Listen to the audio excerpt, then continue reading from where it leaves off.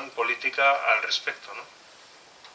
Bueno, el tema energético, un tema que nosotros consideramos clave en el momento actual, porque realmente somos herederos o somos la consecuencia, más que herederos, somos la consecuencia de la era de los combustibles fósiles.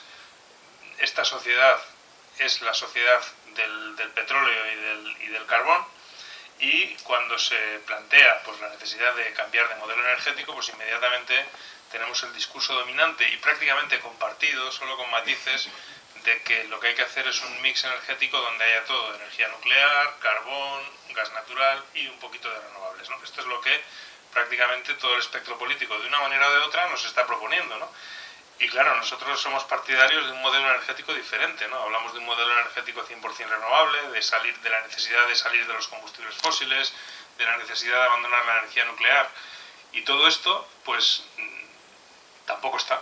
Es decir, ¿la realidad cuál es? Pues que los dos grandes partidos van a entrar están en un proceso de negociación para hacer un pacto de Estado sobre el modelo energético, un poco en esta línea, ¿no? Un poco de todo, ¿no? Que es ahora lo políticamente correcto, ¿no? Pero nosotros ahí pues queremos ser políticamente incorrectos y decir, no, nosotros apostamos por un modelo puramente renovable, ¿no? Donde eliminemos todas las energías sucias. Y eso vemos que está abandonado, ¿no?